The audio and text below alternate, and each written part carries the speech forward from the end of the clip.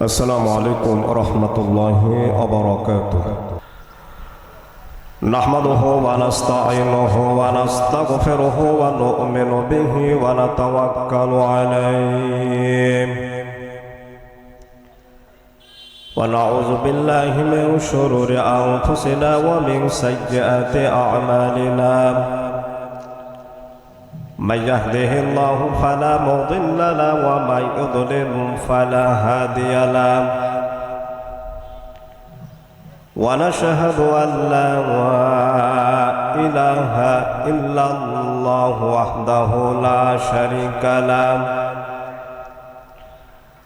ونشهد أن سيدنا وحبيبنا ومولانا محمدا عبده ورسوله الذي أرسله بالحق بشيرا ونذيرا وداعيا إلى الله بإذنه وسراجا منيرا. فقد قال الله تعالى في كلامه المجيد وبرهانه التوحيد. জবান খুলে সকলেই পড়ে নেন আউযু বিল্লাহি মিনাশ শাইতানির রাজিম। বিসমিল্লাহির রহমানির রহিম।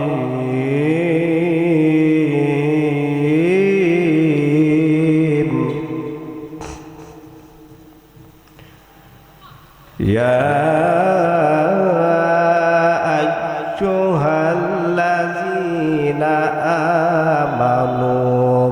كتب عليكم الصيام كما كتب على الذين من قبلكم كما كتب على الذين من قبلكم لعلكم تتقون.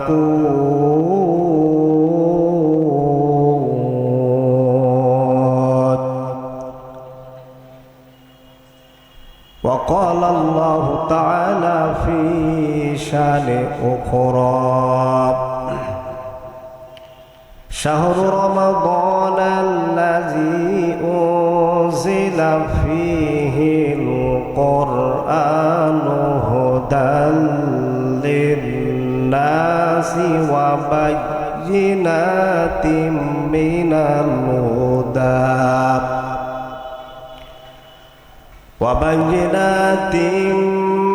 الهدى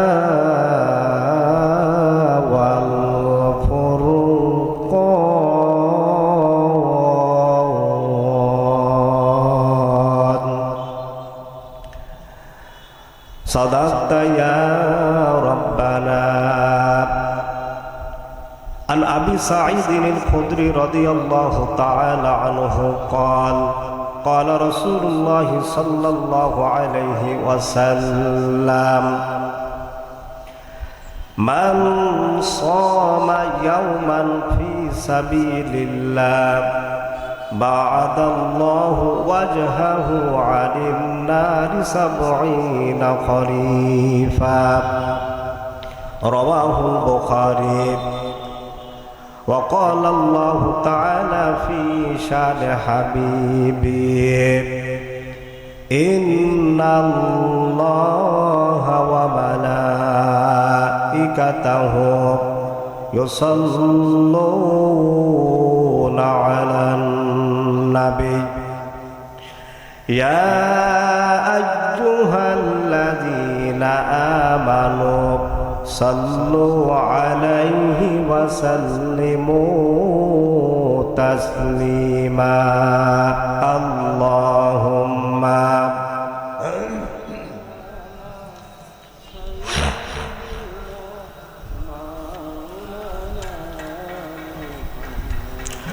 وعلى সাইয়্যিদিনা মাওলানা মুহাম্মদ। কণ্ঠটাকে ছেড়ে দিয়া আল্লাহ পাকের নবীর শানে হৃদয়ের যত শক্তি আছে সবটুকুন শক্তি উজাড় করে নবীজির শানে দরুদ পড়ছে। আল্লাহুম্মা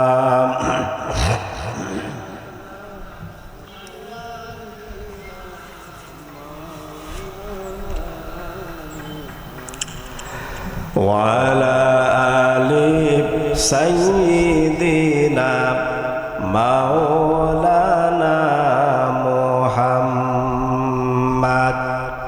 তুমি মিসওয়াক করা ফাজিলত তো জানো, খাবার শেষে মিষ্টি মুখের হাদিসটাও মানো। তুমি মিসওয়াক করা ফাজিলত তো জানো, খাবার শেষে মিষ্টি মুখের হাদিসটাও মানো। শুধু হক কথাটা উচ্চ স্বরে বলতে পারো না, অন্যায় দেখে বারুদ হয়ে জ্বলতে পারো না। শুধু হক কথাটা উচ্চ স্বরে বলতে পারো না, অন্যায় দেখে বারুদ হয়ে জ্বলতে পারো না। কেমন মুসলমান তুমি একটু বলো না, কেমন তোমার ঈমান একটু বলো না। আলহামদুলিল্লাহ, ডেকোরেটর মালিক ও শ্রমিকদের উদ্যোগে তৃতীয়তম এক বিশাল তাফসীরুল কোরআন মাহফিলের স্বনামধন্য সভাপতি, বিশেষ অতিথিবৃন্দ, আমন্ত্রিত অতিথিবৃন্দ, আজকের এই মাহফিলে যিনি সভাপতিত্ব করছেন আলহাজ মিজানুর রহমান মিজান আকন্দ, বিশিষ্ট সমাজকর্মী, প্রতিষ্ঠা মিজান দরিদ্র ছাত্র তহবিল গ্রন্থাগার ও প্রভাষক, শুকুরের হাট ডিগ্রি কলেজ, মিঠাপুকুর, রংপুর। সহসভাপতিত্ব করছেন জনাব মোহাম্মদ রাঙ্গা সরকার, সভাপতি ডেকোরেটর মালিক ও শ্রমিক সমিতি, শুকুরের হাট, মিঠাপুকুর, রংপুর। স্টেজে বসা হযরত উলামায়ে কেরাম, আমার পূর্বে যিনি কথা বলেছেন সম্মানিত শ্রদ্ধেয় ছোট ভাই, আমার সামনে উপবিষ্ট বিভিন্ন জায়গা থেকে আগত আল্লাহর কোরআন প্রেমিক, রাসূলের সৈনিক, দিনদার ইমানদার ভাইয়েরা, পর্দার অন্তরালের সতী সধবা, সম্মানিত মা এবং বোনেরা, আলোচনা শুরুতেই মহান রবের দরবারে কালিমাতুশ শুকর আদা করছি, যেই মহান মনিব আমাদেরকে সুবহে সাদিক থেকে শুরু করে পর্যন্ত পানাহাত থেকে বিরত রেখে দিন ইসলাম প্রতিষ্ঠার আঞ্জাম তাফসীরুল কোরআন মাহফিলে বসে আল্লাহ পাকের কোরআন শোনা এবং বলার তৌফিক দান করেছেন, সেই মহান জাল্লা ওয়া শানুহুর দরবারে অগণিত শুকরিয়া আদা করছি। সকলেই কণ্ঠটাকে ছেড়ে দিয়ে বলছি আলহামদুলিল্লাহ। দরুদ ও সালাম পেশ করছি সেই নবীর উপর যার আনিত বিধান মানলে ইহকালীন জীবনে কল্যাণ পাওয়া যায়, পরকালীন জীবনে মুক্তি অর্জন করা সম্ভব হয়। সেই নবীর প্রতি দরুদ পড়ছি, সকলেই বলছি সাল্লাল্লাহু আলাইহি ওয়াসাল্লাম। সম্মানিত ভাইয়েরা, আলোচনার শুরুতেই আপনাদের কাছে জেনে নিতে চাই আপনারা কেমন আছেন। এই মাহফিল আসতে পেরে আপনারা খুশি না বেজার? কিয়ামতের ময়দানে আল্লাহ পাক যখন মানুষদেরকে হিসাবের জন্য ডাকবেন, সেই দিন কিন্তু মানুষদের জবানগুলো বন্ধ হয়ে যাবে। সেই দিন মানুষের হাত এবং পা সাক্ষী দিবে। তাহলে ছোট্ট প্রশ্নটি করে নেই, সেটি হলো, আপনারা যখন বাড়ি থেকে রওনা দিয়েছেন মাহফিলে আসার জন্য, তখন বলেন তো আপনারা কি হাতে হাত রেখে এখানে এসেছেন না পা দিয়ে হেঁটে এসেছেন? তো পা দিয়ে যদি হেঁটে এসে থাকেন আর কিয়ামতের ময়দানে যদি রব্বে কারিম বলে থাকেন যে আমি মানুষের জবানকে বন্ধ করে দেব, মানুষের হাত কথা বলবে, মানুষের পা কথা বলবে, তাহলে এই পা বলেন তো সেই দিন আমাদের পক্ষে সাক্ষী দিবে না বিপক্ষে দিবে? তাহলে সাক্ষীটা যদি আল্লাহর দরবারে কোরআনের তাফসীরের মাহফিলের পক্ষে আপনার হয়ে যায়, তাহলে কিয়ামতের দিন আমার আল্লাহ বলছেন, যেহেতু কোরআনের সাক্ষ্য বান্দার পক্ষে হয়েছে, আমিও সাক্ষী দিলাম বান্দাটা আমার আল্লাহর জান্নাতি। বলেন সুবহানাল্লাহ। কিন্তু যে সমস্ত ভাইয়েরা এখন পর্যন্ত আসতে পারে নাই, আল্লাহ যদি ইচ্ছা করতেন আমাদেরকে এই সময়টা হসপিটালের বেডেও রাখতে পারতেন, ঠিক কিনা বলেন? কিন্তু আল্লাহ পাক কি সেটা করেছেন? করেন না। আমি আমার জুমার খুতবায় একটা কথা প্রায় বলে থাকি, মানুষের দাঁত যতদিন আছে এর মর্ম যদি কোনো মানুষ না বোঝে, মানুষের মুখ থেকে যখন দাঁতগুলো পড়ে যাবে তখন যদি ওই ব্যক্তি দাঁতের যত্ন করে, আচ্ছা বলেন তো ওর চাইতে বেকুব কি আর একটা আছে? অনুরূপভাবে আপনার জিন্দেগিতে আল্লাহ পাক একটা হায়াত দিয়েছেন। এই হায়াতটা যখন শেষ প্রান্তে চলে যাবে, যখন জীবনটা আপনার শূন্য হয়ে যাবে, আজরাইল মাথার শিওরে চলে আসবে, তখন যদি আপনি চিন্তা করেন যে আমি 5 ওয়াক্ত নামাজ পড়বো, ভালো ভালো কাজ করবো, মাহফিলে যাব, কিন্তু আজরাইল আমার মাথার কাছে এসে হাজির, আচ্ছা বলেন তো আপনার কি আর 5 মিনিট টাইম আছে? তাহলে অনুরূপভাবে আল্লাহ দাঁত দিয়েছেন, দাঁতের মর্ম বুঝতে হবে। আল্লাহ পাক আপনার হায়াত দিয়েছেন, আপনাকে হায়াতের মর্মটা বুঝতে হবে। যতদিন পর্যন্ত মালাকুল মাউত আসার আগ পর্যন্ত আল্লাহ পাক আপনাকে জ্ঞান দিয়েছেন, বিবেক দিয়েছেন, ইজ্জত দিয়েছেন, সম্মান দিয়েছেন, এগুলোর মাধ্যমে অবশ্যই আপনাকে আপনার ব্যক্তিগত আমলটা ঠিক করার দরকার আছে না নাই? সবাই বলেন আছে না নাই? আছে। সম্মানিত ভাইরা, আমি পবিত্র কোরআনুল কারীমের 2 নম্বর সূরা সূরাতুল বাকারা, 2 নম্বর সূরার নাম কি? সূরা আল বাকারা। আল্লাহ পাক পবিত্র কোরআনুল কারীমটা বাকারা দিয়ে শুরু করার কারণটা কি?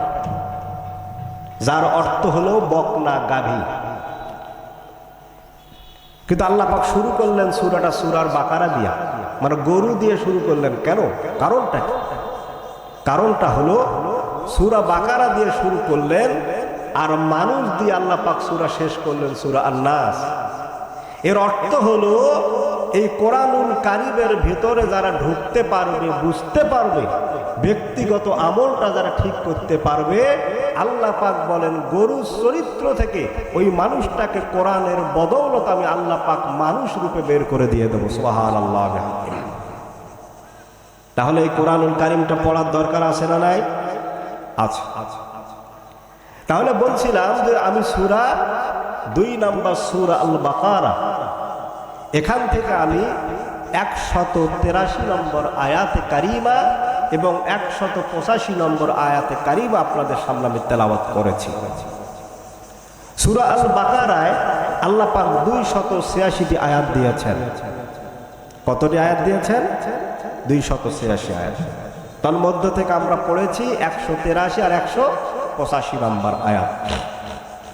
এই আয়াতে কারিমার সরল অনুবাদ হলো, আল্লাহ পাক এখানে ঈমানদারদেরকে ডেকে বলছেন, ইয়া আইয়ুহাল্লাযীনা আমানু, ওহে পৃথিবীতে যারা কালিমা পড়ে মুসলমান হয়েছো, কুতিবা আলাইকুমুস সিয়াম কামা কুতিবা আলাল্লাযীনা মিন ক্বাবলিকুম, হে পৃথিবীর মানব সকল যারা রোজা রেখেছো, তোমাদের মতো রোজা আমি পূর্ববর্তী যত জাতি এই পৃথিবীতে পাঠিয়েছিলাম তাদের উপরে এই রোজাটাকে কি করেছিলাম? ফরজ করেছিলাম।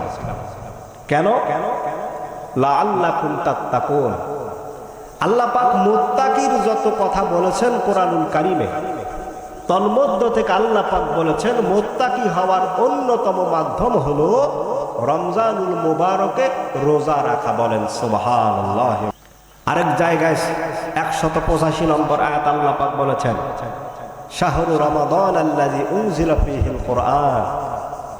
এটা হলো সেই মাস যেই মাসে আমি আল্লাহ পাক নবীর উপরে আল্লাহ পাকের 30 পারা কোরআনটা নাজিল করে দিয়েছে। সুবহানাল্লাহ। কেন? হুদাল লিন্নাস।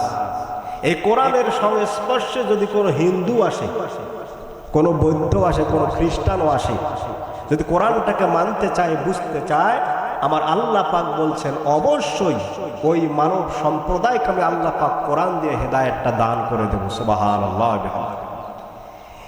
এই যে আয়াতে কারিমা দুইটা তেলাওয়াত করা হলো, একটা হলো 183 নম্বর, আর একটা আয়াতে কারিমা হলো 185 নম্বর। এই দুইটা আয়াতে কারিমা নির্যাসিত করলে, ব্যাখ্যা বিশ্লেষণ করলে রোজার শিক্ষা 10টা বের হয়। রোজার শিক্ষা কয়টা বের হয়? 10টা। এই 10টা শিক্ষা কি কি আমরা আজকে শুনে এবং মুখস্থ করে যাব। সবাই চিল্লায় বলেন ইনশাআল্লাহুল আজিজ। সম্মানিত ভাইরা, যে মাসটা চলছে আল্লাহ পাকের কাছে সবচাইতে শ্রেষ্ঠ মাস হলো রমজানুল মুবারক। আল্লাহ পাকের কাছে শ্রেষ্ঠ মাসের নাম কি? রমজানুল মুবারক। এই রমজানুল মুবারকটা আল্লাহ রাব্বুল আলামিনের কাছে প্রিয় হওয়ার কারণটা কি? আল্লাহ পাক বাকি 11টা মাসটাকে কেন গুরুত্ব দিলেন না? রমজানুল মুবারকে আল্লাহ রাব্বুল আলামিন কেন গুরুত্ব দিলেন, কেন মহত্ব দান করলেন? এর কারণ হলো আল্লাহ রাব্বুল আলামিন অন্য মাসে কোরআন নাজিল করেন নাই, বরং আল্লাহ রাব্বুল আলামিন রমজানুল মুবারক আল্লাহর কোরআনটা নাজিল করে দিয়েছেন। বলেন সুবহানাল্লাহ। এই কোরআনের মর্তবা কেন হলো আল্লাহ পাক সেটাও বলে দিয়েছেন।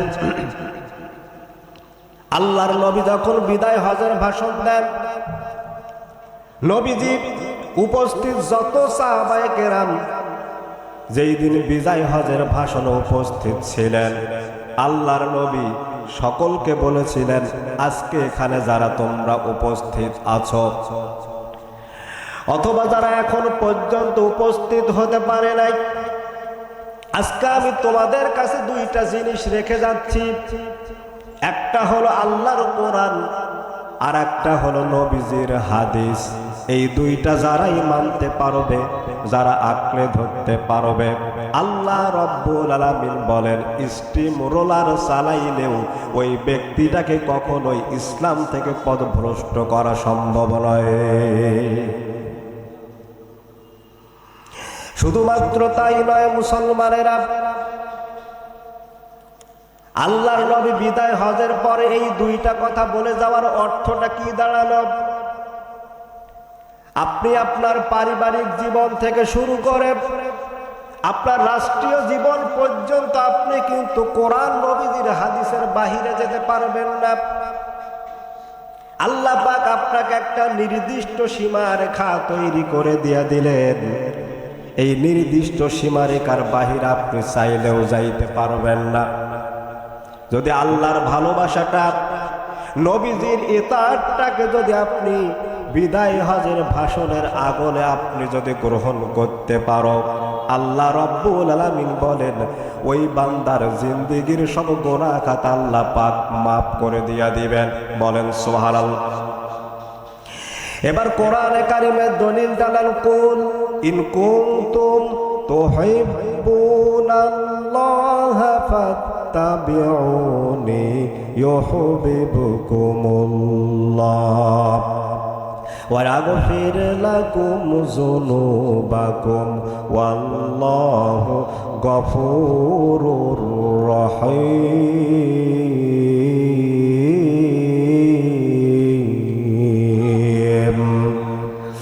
আল্লাহ পাক এখানে বড় কাপ এবং লাম দিয়ে বলেছেন কুল, হে নবী আপনি বলে দেন। ইন যদি তুহিব্বুনাল্লাহ, তোমরা আল্লাহ পাকের ভালোবাসা পেতে চাও, আল্লাহকে ভালোবাসতে চাও, আল্লাহর দিন যদি মানতে চাও, নবীজির আদর্শ যদি তোমরা মানতে চাও, তাহলে অবশ্যই তোমরা আল্লাহর নবীর ইতাআত করো, অনুসরণ করো। এখন এখানে তাবউনের ব্যাখ্যায় মুফাসসিরিনে কেরামরা বলেছেন, তাবউন শব্দের অর্থ হলো অনুসরণ করা, অনুকরণ করা।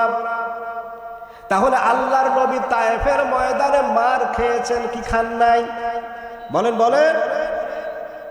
নবীজি এমন ভাবে তায়েফের ময়দানে রক্তাক্ত হয়েছিলেন, জিব্রাইলকে আল্লাহ রাব্বুল আলামিন নবীজির কাছে পাঠিয়ে দিলেন। নবীজিকে বললেন, নবীজি আপনি শুধু একবার অর্ডার করেন, আমি গোটা তায়েফবাসীকে উল্টিয়ে পাল্টিয়ে ধ্বংস করে দেব। আচ্ছা বলেন তো, আল্লাহর নবী জিব্রাইলের কথা কি শুনছিলেন? অন্যদিকে আবার লক্ষ্য করেন, হযরত ইব্রাহিমকে যখন আগুনে ফেলানো হলো, আল্লাহ পাক জিব্রাইলকে পাঠাই দিলেন। হযরত ইব্রাহিমকে বললেন, ইব্রাহিম তুমি তো বড় বিপদে আছো, মুসিবত আছো, তুমি যদি আমার কাছে সাহায্য চাও, তাহলে নমরুদের অগ্নি কুণ্ড থেকে আমি তোমাকে রক্ষা করব। আচ্ছা বলেন তো, ইব্রাহিম জিব্রাইলের কাছে সাহায্য চাইছিলেন কি? তার মানে তাদের অন্তঃকরণে কিন্তু ঈমান আছে, তাকওয়া আছে। যদি আমাদের এরকম বিপদ হতো, আমরা বলতাম যে আল্লাহকে বাঁচাও, তারপর পরে কথা। কিন্তু ইব্রাহিম ও জিব্রাইলের কাছে সাহায্য চাইলেন না। জিব্রাইলকে ইব্রাহিম বললেন, ইয়া আখি জিব্রাইল, আমি তো এমন অন্ধ আল্লাহর ইবাদত করি না, আমি বিপদে পড়েছি, আল্লাহ এখন পর্যন্ত আমার দেখেন নাই। বরং আমি যদি নির্ভর আল্লাহর উপরে হয়ে থাকে, বিপদ যত বড়ই হোক না কেন, ওই আল্লাহ আমার বিশ্বাস আছে আমাকে অবশ্যই অগ্নিকুণ্ড থেকে বাঁচায়া দিয়ে দিবে। তায়েফের ময়দানে নবীজি রক্তাক্ত হয়ে গেলেন, তারপরও তায়েফবাসীর জন্য বদদোয়া করলেন না। এজন্য নবীদের অন্যতম মুজিজার অন্যতম মুজিজা হলো নবীরা কখনো বদদোয়া করেন না। কিন্তু আমরা সাধারণ মানুষ, আমাদেরকে কেউ যদি অপদস্থ করে, হেনস্থা করে, তাহলে বলেন তো আমরা মানুষকে অপবাদ দেই কি দেই না? তার মানে আমরা এখনো নবীদের সাহাবীদের ঈমান অর্জন করতে পারি নাই।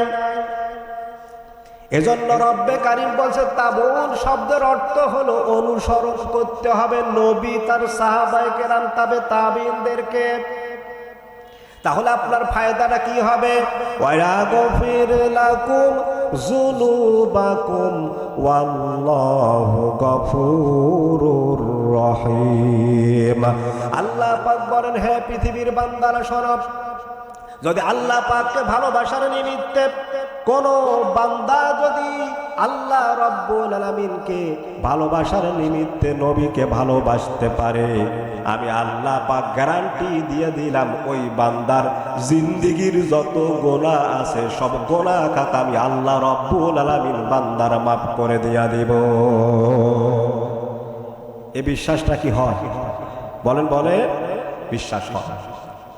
তাহলে বলছিলাম যে আল্লাহ পাক 183 নম্বর এবং 185 নম্বর আয়াতে একজন রোজাদারের 10টা শিক্ষা দান করেছেন। রোজাদারদের জন্য কয়টা শিক্ষা? 10টা শিক্ষা। এখানে ছোট ছোট বাচ্চা যারা আছে তারা ছাড়া আমার মনে হয় বেরোজাদার আছে এরকম লোক কি এখানে আছে? তবে আমি একটু যদি আপনাদেরকে কষ্ট করতে বলি, যারা যারা রোজা আছেন একটু হাত তোলেন তো। লিল্লাহি তাকবীর। আল্লাহ পাক কিয়ামতের ময়দানে রোজাদারের বদৌলত আল্লাহ পাক যেন আমাদেরকে তার জান্নাতটা দান করেন, বলেন আমিন। তাহলে বলছিলাম যে একটা রোজাদারদের জন্য 10টা শিক্ষা আছে। কয়টা শিক্ষা আছে? 10টা শিক্ষা আছে। আপনি রোজা রাখলেন, রোজার গুরুত্ব বোঝেন না, রোজার ফজিলতও বোঝেন না, কিন্তু হর হামেশা ভাবে আপনি সুবহে সাদিক থেকে সূর্যাস্ত পর্যন্ত আপনি রোজা রেখেছেন, আপনি কিছু বুঝলেন না, রোজার তারতম্য বোঝেন না, রোজা কি করলে ভাঙে সেটাও জানেন না, তাহলে আপনার ওই রোজার কি কোনো গুরুত্ব আছে? কিন্তু গুরুত্ব সহকারে যখন আপনি রোজা রাখবেন, রোজাটাকে যখন বুঝবেন, তখন আপনার বাস্তব জীবনে এটা আমল করা বড্ড সহজ হয়ে যাবে। বলেন সুবহানাল্লাহ। আমার দেশে এই যে হাফেজে কোরআনরা যখন তারাবির নামাজ পড়ায়, আমার দেশের সিস্টেম হলো তারাবি যত দ্রুত ইমাম সাহেব পড়াতে পারবে সেই ইমাম সাহেব সব থেকে বেশি ভালো। অথচ মক্কা মদিনায় গিয়ে দেখো তারা কোরআনুল কারীম পড়ে, পিছনে যারা মুসল্লি হয় তাদের চোখ বেয়ে বেয়ে দরদর করে পানি পড়তে থাকে। সুবহানাল্লাহ। এই চোখ দিয়ে পানি পড়ার অর্থটা কি আপনি নিজেকে বিবেক দিয়ে একটু প্রশ্ন করে দেখো মুসলমান। আলহামদুলিল্লাহ রাব্বিল আলামিন বললেন, আপনি অর্থ জানেন না, আপনি কোরআনুল কারীম পড়তে মজা পাবেন না। আর রহমানির রহিম বলেছেন, ইমাম সাহেবও বোঝে না, পিছনে মুসল্লিরাও অর্থ বোঝে না, তার মানে ইমামের যে অবস্থা মুসল্লিরও একই অবস্থা। এজন্য মক্কা মদিনায় যখন ইমাম সাহেব কোরআন তেলাওয়াত করে, যেখানে জাহান্নামের কথা এসেছে, পিছন দিক থেকে মুসল্লির চোখ দিয়ে দরদর করে পানি পড়তে থাকে। জাহান্নামী যদি আমরা হয়ে যাই, কিয়ামতের ময়দান আমাদের অবস্থাটা কি হয়ে যাবে? আবার জান্নাতের কথা যখন চলে আসে, চোখের পানি বন্ধ হয়ে যায়। তার মানে একটা মানুষ যখন জান্নাতের নাজ নিয়ামত পেয়ে যাবে, তখন মানুষটার অবস্থা কত সুন্দর হবে। ইমাম সাহেবও কোরআন বুঝলো, আবার পিছনের মুসল্লিরাও কোরআন বুঝলো। কিন্তু আমার দেশে আপনি ইয়্যাকা না'বুদু ওয়া ইয়্যাকা নাস্তাঈন পড়েছে ইমাম সাহেব, কেবলমাত্র একমাত্র সাহায্য চাইতে গেলে চাইতে হবে বলেন তো কার কাছে? কিন্তু ভোটের সময় যখন আসে, নির্বাচনের সময় যখন আসে, প্রতিনিধি নির্বাচনের যখন সময় আসে, তখন 5টা টাকার কারণে আপনি আপনার ঈমানটাকে বিক্রি করে দেন। আপনি তো আল্লাহর কোরআন বুঝবেন না, এটাই স্বাভাবিক। এজন্য কোরআনে কারীম বলছে, ইন্নামাল মুমিনুনা আল্লাযীনা ইযা যুকিরাল্লাহু ওয়াজিলাত কুলুবুহুম ওয়া ইযা তুলিয়াত আলাইহিম আয়াতুহু যাদাতুহুম ঈমানা ওয়া আলা রাব্বিহিম ইয়াতাওয়াক্কালুন।